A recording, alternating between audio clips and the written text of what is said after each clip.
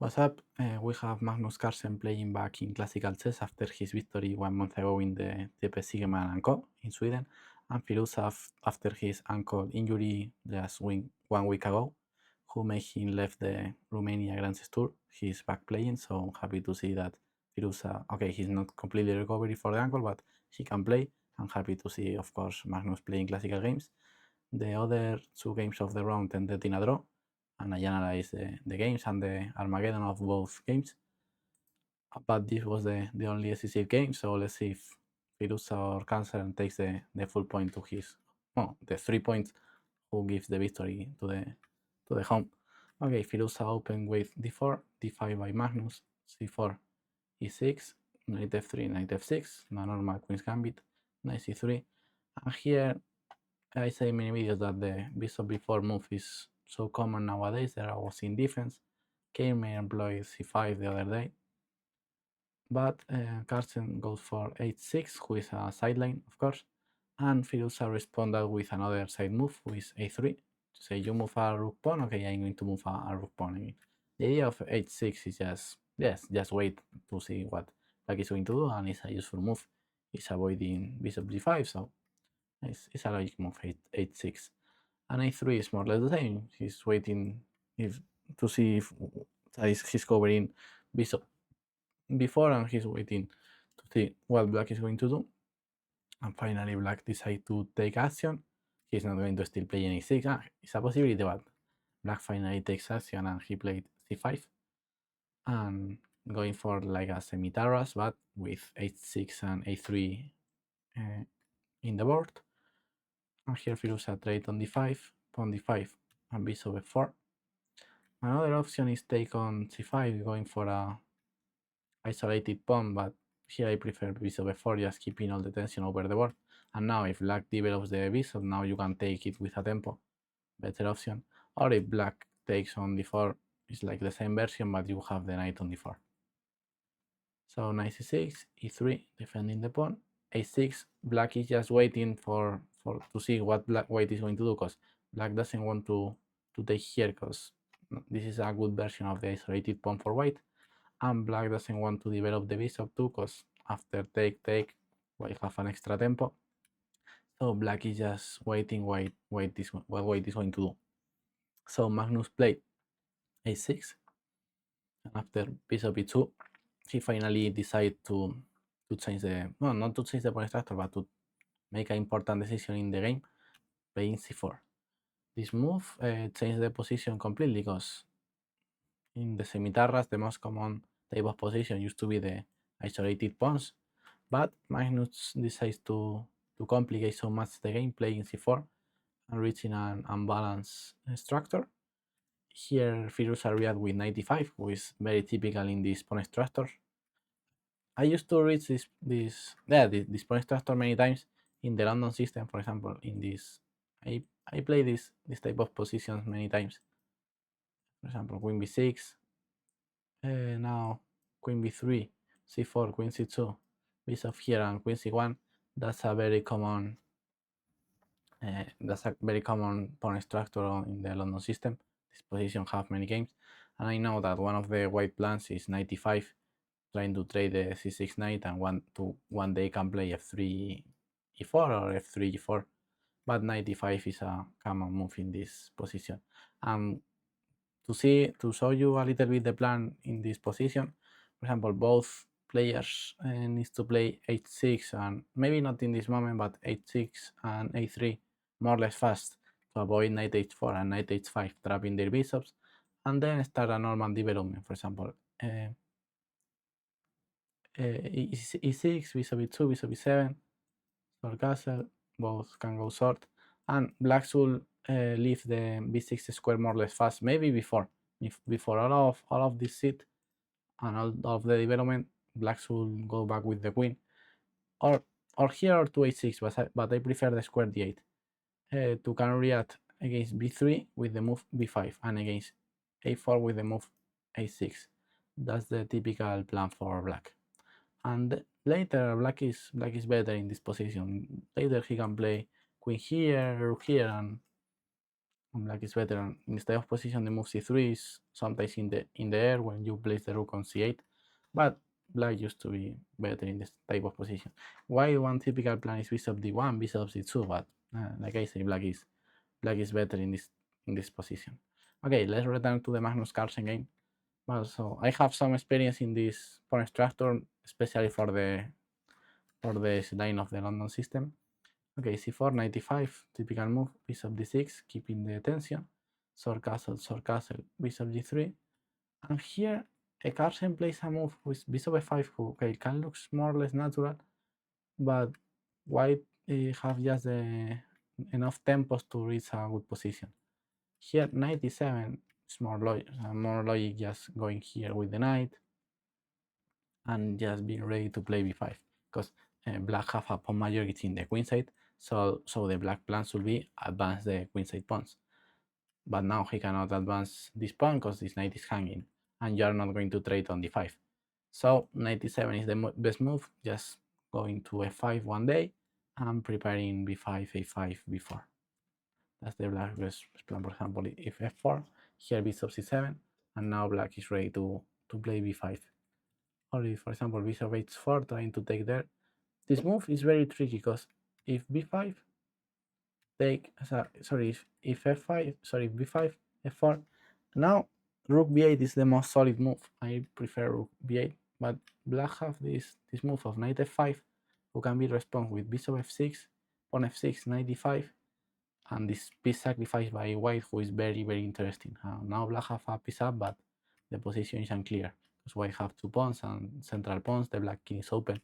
So here white have very good counterplay for the pawn. To show how this can continue, for example, e4, knight g7, rook f6, another sacrifice. But this position is more or less equal according to the machine, but so dangerous for black, of course. So here I prefer a more solid move like rook b8. That's it. But okay, I really like 97. Rook b8 is another possibility. The plan is just b5 and 97. That's the white plan. Okay, bishop f5 played by Magnus Carlsen, and now very good move by Firouzja f4. The idea of f4 is just win space in the king side, because black have the pawn majority in the queen side, but white have a pawn majority in the king side. So black plan should be maybe one day bishop h4, maybe g4, g5, something like that. For example, here if bishop c7, bishop g4. That's the idea. That's why Carlsen played bishop e7, and now bishop f3, move by Firouzja, improving the bishop. And here, after rook c8, Firouzja just continue with his development with rook c1. But here he should go faster, playing bishop e1 with the idea of push g4, g5 fast. For example, if b5, here g4, and here we can close the h7 bishop with f5, and king h1 is a good move, just leaving this file, and later you can play rook g1 and decide if you are going to play with g5 or with f5. Or if bishop e4 here, h4, takes, and white is better here. So bishop e1 is an important move to go faster, because okay, both have a pawn majority, it's one in one side, so the speed is very, very important. And if black doesn't play b5, I think the rest of moves you shouldn't care about this move. For example, 94, just trade all the pieces and push d5. This, especially the a4 pawn, is going to be so weak, and the d5 pawn is dangerous too, of course. And bishop h7 here is another option, but just knight g4, and white is completely fine. The idea of knight g4, to explain a little bit, is, sorry, bishop h7, knight g4, is trade this knight to take this pawn. This pawn is a huge weakness in the black side, so we are going to trade this knight to take this pawn. And bishop g4 here doesn't work because knight d4. That's the idea. But the problem of rook b8 is that now black is coming just in time with the counterplay with b5, b4. After b5, very good move. Here Firouzja played bishop e1 with the idea, of course, of play g4, but here it's not the same that if you play bishop e1 first, because now black is coming on time with b4. Instead of bishop e1, he could try bishop h4, knight e4 with this tactic: knight c6, rook c6, bishop takes, takes, takes, takes. And okay, they tried many pieces ending in a equal position. But okay, and bishop e1 could move before takes, and now Magnus Carlsen take with the bishop. It's a logical move. He wants to just give this bishop to take more control of the a4 square, very logic, and in general take control of the light squares, because he understands that this bishop could be a very bad piece, and he tries to play against this bishop and use the a4 square. But the problem of bishop takes before is that here Firouzja have bishop h4 just in time and pinning the knight and not allowing white to trade on c3 and place the knight on e4. That's why knight takes b4 was slightly better, later placing a piece on d3 with approximately equal. But okay, bishop b4 have sense. Bishop h4 and bishop takes, that's the idea of Carlsen, of course, takes and queen d6, leaving the pin. And okay, but now the knight again is landing on e4, so black have one difficult decision to make, because if he take the knight, not allowing the knight to land on e4 and trading his very bad bishop, the problem of this move is that after you take f6, you are losing the square e5, which is very, very important for white. Bishop f6 is playable, but have this problem that you are losing the e5 square. But bishop f6 is playable, but I like the move played by Firouzja, improving the knight. Sorry, improving the rook, placing the rook in an open file. Maybe he shouldn't play rook c1 like some moves ago. The rook have no so much sense on c1, especially if the black plan is b5 before opening the a file, the a file. But okay, Firouzja returned to a1, 94. Here he take on a6, but was so much more precise to play g4 first, and after bishop a7, now takes on a6. Because if here is f6, and now that's the idea of why you should play g4 first, because here white have f5.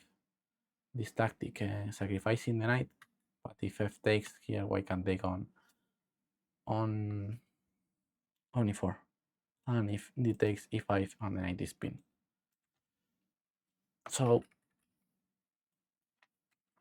and that's the idea of behind the g4 move first, after before rook a6. And very hard to see over the board, of course, this tactic. And if knight c3, just queen e1, that's the key move. Takes, and here white is better because this bishop is completely dead on h7. So g4 first was slightly better, because after rook here, f6, now you haven't these tactics, of course. Now, for example, you can take here and trade everything, and the machine say that the position is more or less balanced, because white have an extra pawn, but this bishop is the h4 bishop is very, very bad.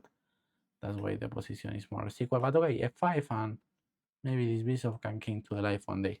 But the huge problem of white is that his extra pawn is the e3 pawn, which is not the most promising pawn of the day. Bishop d7, you can just take. Okay, the position is more or less equal with rook c6. That's why Firouzja tried bishop e4, trying to trade this bishop for the very strong knight on e4. Take knight g4, and having the g4 square for the knight. Queen d7, knight f2, queen e2, and now they tried a pair of pieces. And now let's stop here, because the position is very interesting. White have an extra pawn, but he have all the central pawns in the same square of his bishop, and white of course have his pawn in the opposite square, and then I have this very, very good square on d5 to be placed. So the position is more or less equal. When I watched in the game, I thought that Carlsen is going to win this game, but Firouzja find it interesting plans to create problems. Rook a1 by Firouzja, very good move, placing the rook in the open file. 95, improving the knight. Bishop e1, defending. Rook here now, very good move. f5, opening the diagonal for the bishop. The machine say that f5 is equal and h3 is equal too, but I think that white position here is unpleasant after f5, and after f5 by white, black is going to have some troubles maybe. So very important move. And Firouzja later in the interview he said that the f5 move was the key, and he was happy with his position thanks to the move f5.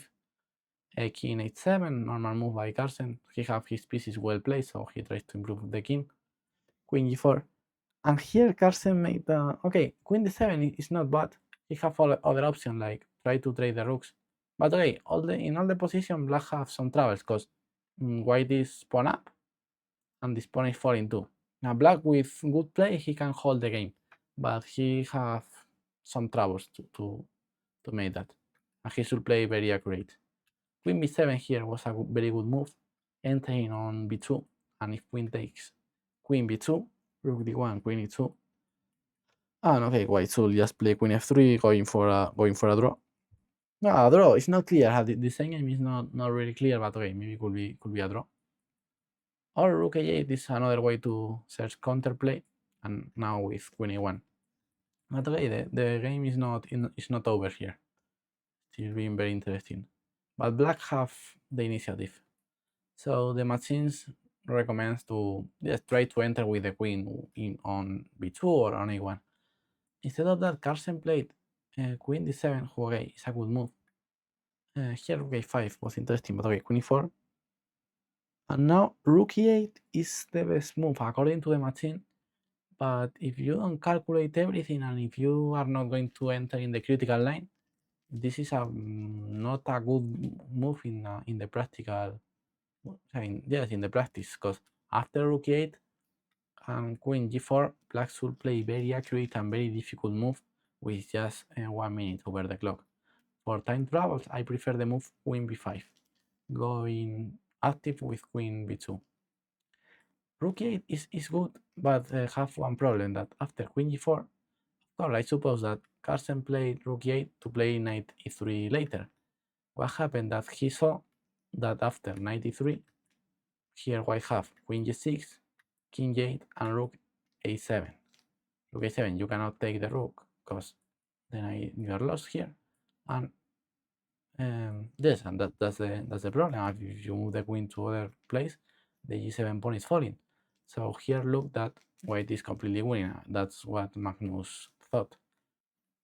And when I was in the game, I was thinking about knight g4, because if you capture the queen, this is checkmate. But here you can just move the bishop, and black is still in trouble because you still cannot take the rook because the knight is hanging. So that's why the best move of the position and the only move to hold the game is knight d1. The idea is the same, like knight g4 if rook d7 checkmate, but the huge difference is that after bishop d2, queen takes, now the knight is not hanging anywhere, so the position here could be a draw. Magnus Carlsen missed the idea of knight d1. He thought that knight d3 was lost, and he just played king g8 with less than 1 minute in the clock. But okay, this move is just accept that you are lost. So after e4 and some fast move, the Magnus Carlsen finally resigned, losing the game in one move. But I think that queen b5 is more logic, especially if you haven't time in the clock. Or here goes active with queen b7 and rook a8. He tried to defend the game in the e5 and attacking the f5 pawn, attacking e3.